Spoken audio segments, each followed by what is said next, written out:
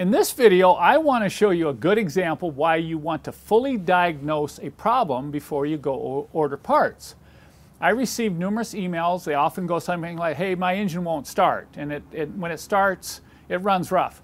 Can you tell me what parts to order so I can fix the problem? Well, I can't tell what the problem is from afar.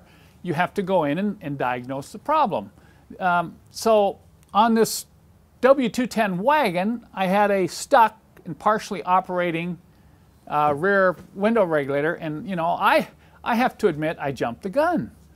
I know that historically the regulators fail, the wiring gets jammed and the tabs break and so on. So I went ahead and I just ordered up a new regulator thinking, okay, I'm just going to take the door panel off and replace the regulator. Well, once I got in there, I got a flashlight and a mirror, and I'm looking up in there and thinking, hey, this regulator looks fine. So I thought, I think I should take the motor off. So we took the motor off, and let me show you what I found. Before I show you a close-up of the motor assembly, I should explain what caused me to think the problem was related to the motor and not the regulator. Once you remove the motor assembly, and it's really easy on these 210 chassis rear doors, you just remove 2 screws, unplug the motor, and pull it out of the door. You can test the regulator manually. Watch this. If I grab a hold of the top of the window and just move the window up and down, if there's a problem with the regulator, you're going to feel it. And there's going to be some jamming and some binding. But this one just goes up and down just fine.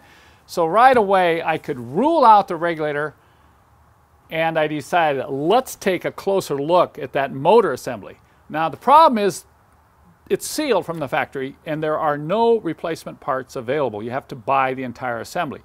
But I thought I'd go ahead and open it up to determine what the problem was internally. At first, I thought the problem might be the drive gear teeth.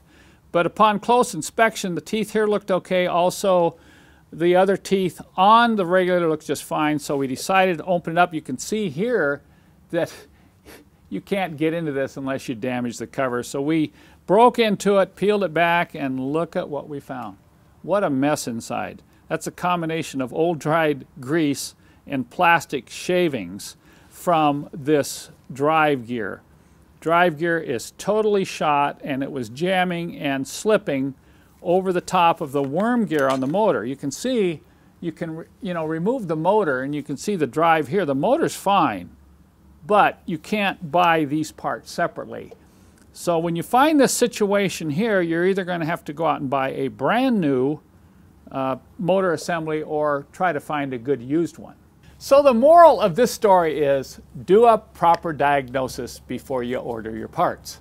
Now, I should have just removed the door panel, done a quick inspection, and I would have known, gee, I should have really just ordered a motor assembly instead of a regulator. So even I get a little carried away sometimes and make mistakes. Now, I'm also having a little bit of a regulator problem on that left door, and you better believe it, I'm going to pull the panel on that one before I order parts to repair it. So if you're getting into your 210 chassis here, we'll be doing a number of video and video manuals on how to diagnose and repair certain aspects of this car.